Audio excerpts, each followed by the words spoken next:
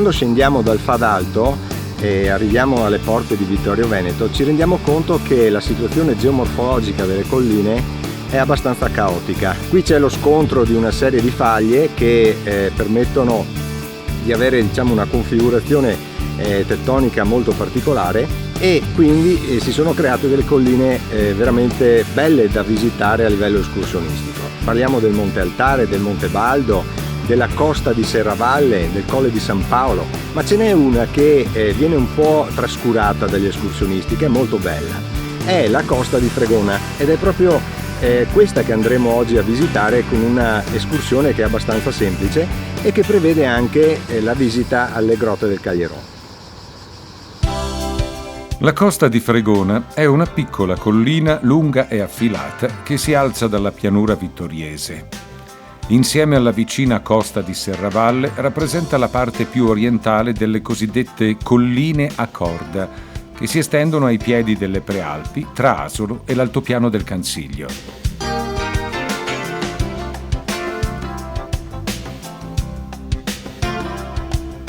Il sentiero inizia dall'abitato di Costa di Vittorio Veneto, nei pressi di Via Dalmazia, e dopo una rapida salita ci troviamo sulla cresta della montagna, dove si aprono già i primi panorami.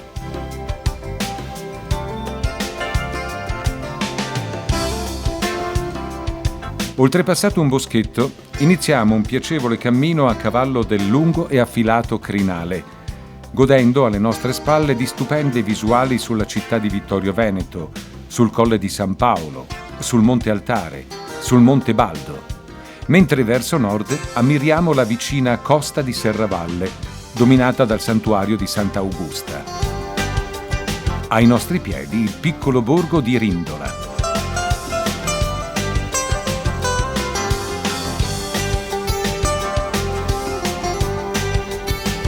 Siamo su una dorsale molto affilata, da una parte c'è Vittorio Veneto, da quest'altra parte laggiù Colle Umberto e poi tutta la pianura che arriva sino al mare.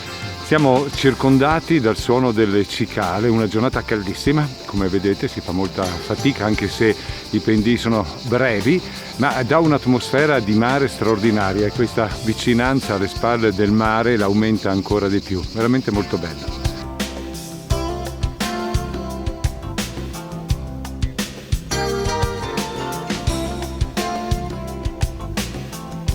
Lo sguardo si perde a fondovalle tra ordinati vigneti, delimitati dai borghi di Anzano, Fregona e Osigo, mentre il nostro passo poggia su rocce costituite da conglomerati e arenarie. La vegetazione è molto ricca ed offre diverse specie di fiori per buona parte dell'anno. Vi è un reperto interessante da vedere nei pressi di questo sentiero. Un antico cippo in pietra che rappresenta una confinazione fra i beni demaniali del Cansiglio e i comuni, all'epoca della dominazione veneziana. È noto che il Cansiglio fosse territorio off limits, perché in mano alla Repubblica di Venezia. Alcuni secoli fa si sa quanto importante fosse per l'approvvigionamento di legname per la sua flotta, per le famose galere. Però anche queste zone probabilmente erano famose e protette. Guardate cosa si incontra in queste zone: un antico cippo veneziano. È interessante notare la presenza del leone di San Marco, la cosiddetta moeca, simbolo dello Stato Veneto.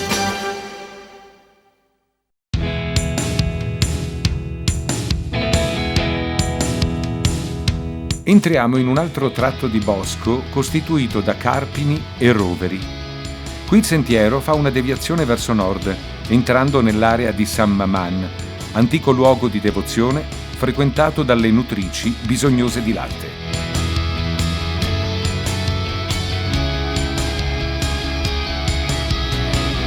Uno sguardo al nostro GPS per capire che siamo circa ad un terzo del percorso, nel punto in cui transitano un'ippovia e la via dell'acqua.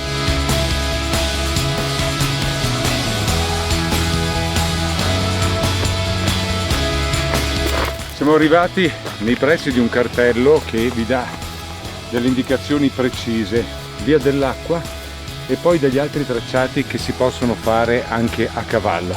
Abbandoniamo la parte del bosco e cominciamo una strada sterrata che ci porta fino alle grotte del Calieron.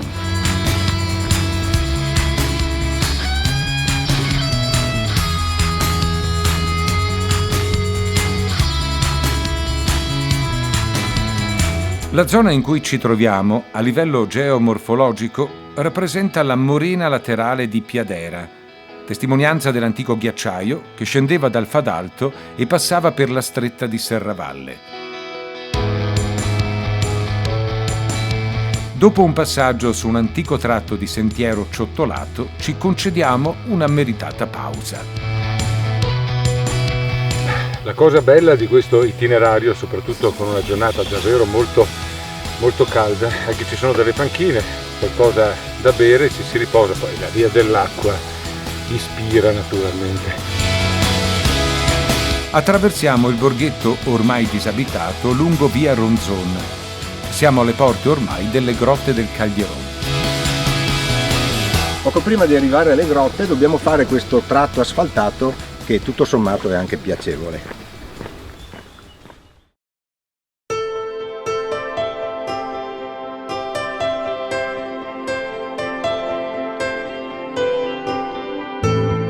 Le grotte del Calieron sono una delle attrazioni turistiche più significative della provincia di Treviso e vengono frequentate ogni anno da migliaia di visitatori. L'accesso avviene attraverso un ponticello pedonale e già all'inizio possiamo intravedere il complesso di caverne, impropriamente chiamate grotte, che sono in realtà vecchie cave dove già nel Cinquecento si svolgeva l'estrazione dell'arenaria, qui soprannominata Piera Dolza, perché facilmente lavorabile. Il materiale estratto fu impiegato per secoli nella costruzione di stipiti, architravi e scalini, come testimoniato dalle vecchie case dei borghi limitrofi.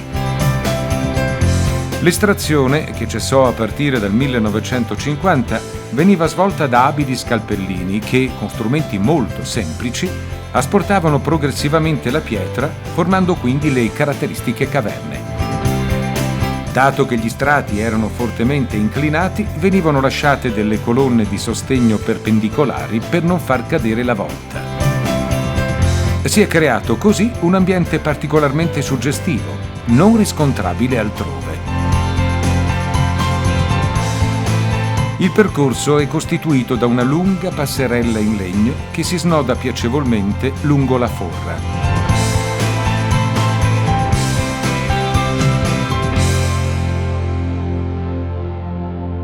L'ambiente è incantevole.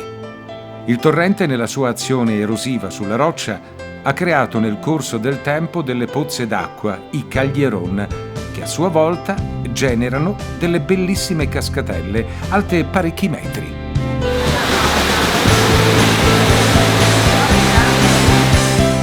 La forra è profondamente incisa e il sole vi entra con dei giochi di luce spettacolari.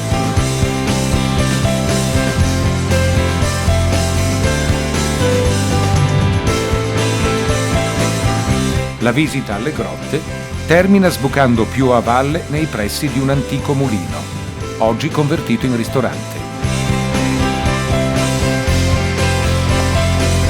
Molto belle queste grotte da vedere. Oltre all'itinerario in esame, vi sono due brevi varianti di escursione che si diramano nei pressi delle grotte. Il sentiero del Pont de Fer, che raggiunge in circa mezz'ora l'abitato di Fregona, e il sentiero del Castello, che porta al castello di Piai, un importante sito archeologico posto sul vicino Monte Castello. Il castello di Piai, che sorge su una collina fra Piai e Sonego, fu costruito dai Da Camino, presumibilmente verso la fine del 1100, inizio del 1200, su un sito che con ogni probabilità ospitava già un castelliere paleoveneto. Era in una posizione centrale perché senza gli alberi si vede da un lato si vedrebbe da un lato il castello di Montanere e dall'altro si vedrebbe Serravalle, che era l'altro punto forte dei Da Camino. Il castello di Da Camino è stato coinvolto anche in tutta una serie di eventi bellici. L'ultimo è stato nel 1383, in cui i da Camino si scontrarono con Leopoldo d'Austria. I da Camino combattevano per Venezia contro Leopoldo d'Austria, furono sconfitti, il castello fu preso d'assalto e probabilmente da quel momento in poi fu abbandonato. Interessantissimo, è un forziere che viene datato attorno alla metà del 1200, che fu trovato fra i resti circa nel 1400, in seguito appunto a questi recuperi archeologici fatti dagli abitanti, con un interessantissimo meccanismo di sicurezza tuttora funzionante, che richiede 3 chiavi più la conoscenza di un meccanismo segreto per essere aperto, e questo qua è tuttora contenuto, custodito nella chiesa arcipretale di Fregona. Un episodio interessante riguardo al castello è del 1296, in cui i fregonesi, che usavano sequestrare i mercanti che uscivano dalla strada del patriarca e quindi non erano più protetti dal patriarca di Aquileia, sequestrano alcuni mercanti e, secondo le cronache, li portano appunto nelle prigioni del castello di Fregona. L'ultima cosa interessante da dire sul castello è che nel testamento di Guecello da Camino, a metà del 1200, è scritto che richiede che gli venga costruita una cappella dedicata a 2 santi nel castello di Fregona. Questo forse potrebbe spiegare la costruzione a pianta ottagonale, molto strana per un castello dell'epoca, che in realtà sorge proprio nel centro del castello. Si vede la pianta ottagonale delle fondamenta e con una stanza di servizio apparentemente appoggiata alla parete stessa.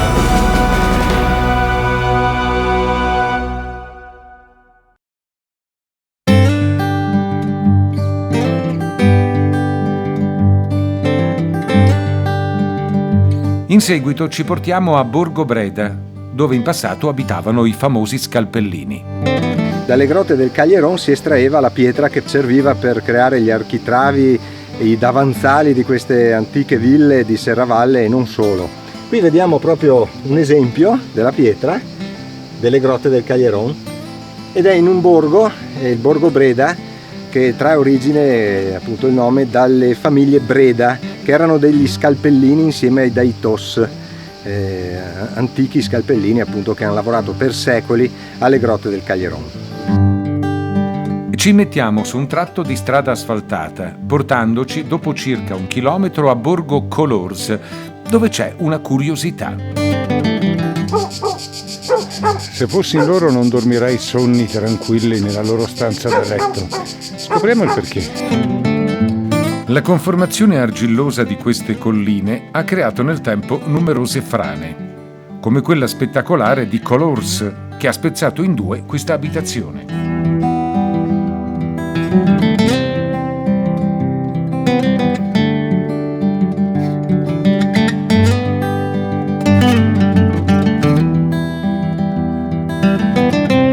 Ripreso il cammino, svoltiamo a destra su Via delle Cave ed entriamo nel bosco tramite un sentiero che ci porterà nuovamente sulla costa di Fregona. Quindi ripercorriamo in discesa il sentiero di andata fino ad arrivare al santuario dedicato alla Madonna della Salute, posto in posizione panoramica sopra l'abitato di Costa di Vittorio Veneto. Questo luogo sacro è molto amato dai vittoriesi, che lo raggiungono in pellegrinaggio, come a Venezia, il 21 novembre di ogni anno. Sorta sui resti di un antico convento, la chiesa è abbellita dalle statue dei santi patroni di Ceneda e Serravalle, San Tiziano e Sant'Augusta. Siamo ormai al termine dell'itinerario, alla chiesetta di Madonna della Salute. Da qui scenderemo per la Via Crucis, qualche tornantino, una decina di chilometri in totale per circa 3 ore e mezza di escursione, molto bella, poco impegnativa, e arrivederci alla prossima escursione sulle Prealpi Trevigiane.